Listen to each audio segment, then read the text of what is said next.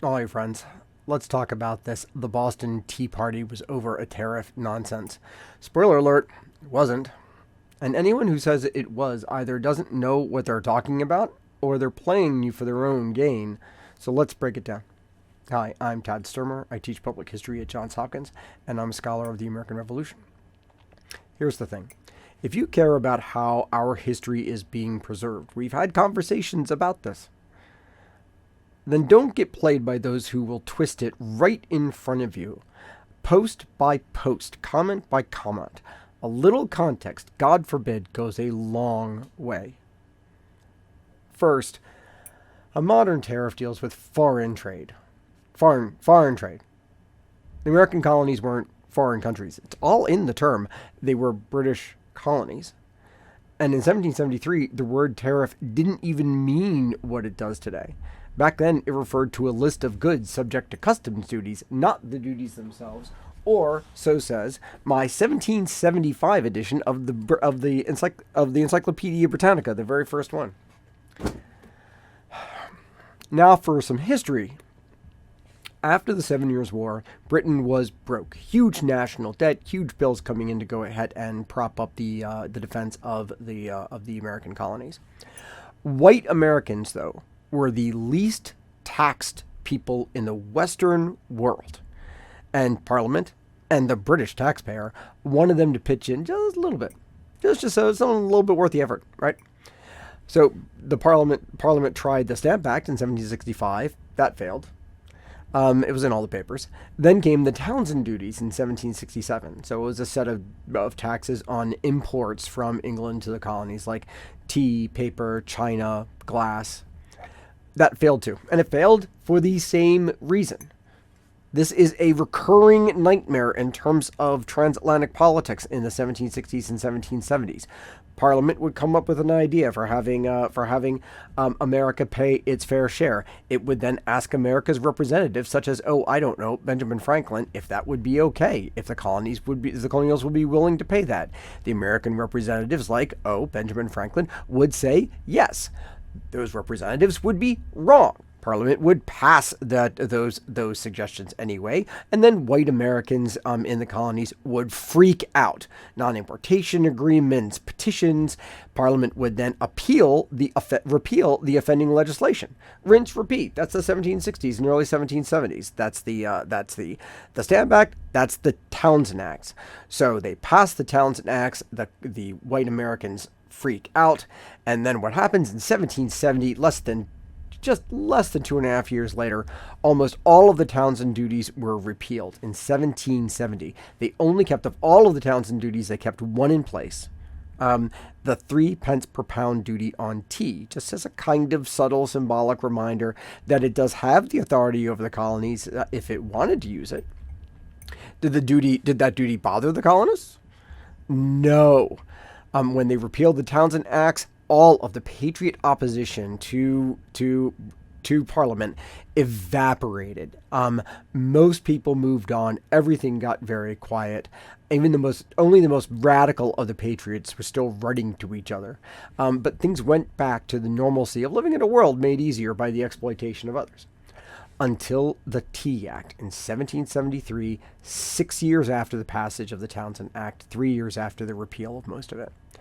But it's all about not the Townshend duties. It's not about tea. It's about the East India Company. 1773, the East India Company, a massively corrupt corporation. This Pirates of the Caribbean gets them absolutely right. In fact, if anything, it undersells how evil these folks were. Was teetering on bankruptcy, particularly after the Bengal famine of 1770 kills like 10 million people, and the exploitative efforts of the East India Company aren't enough to keep it propped up.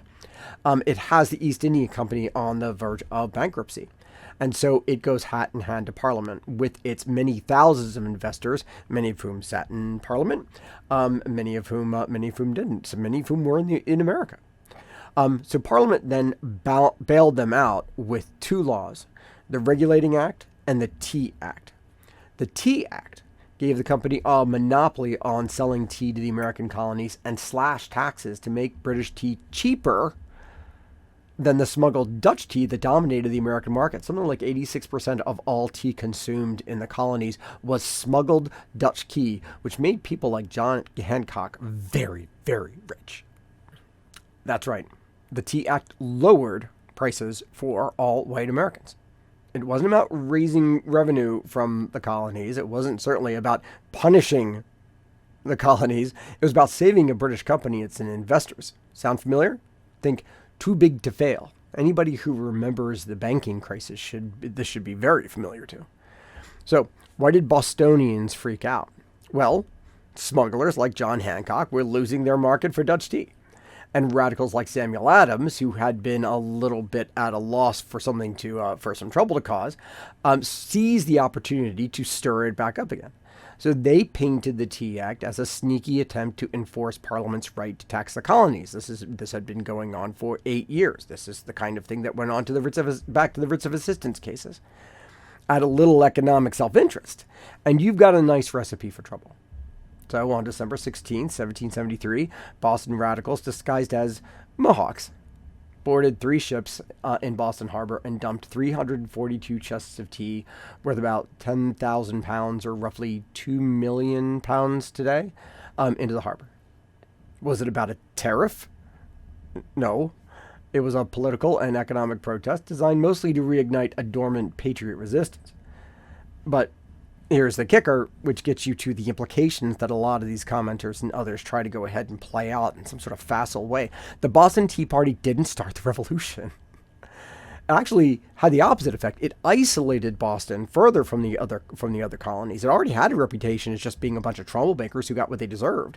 So most white Americans, including specifically George Washington and Benjamin Franklin, were vocal in their condemnation of Bostonians and the destruction of property. Oh my gosh, they destroyed property.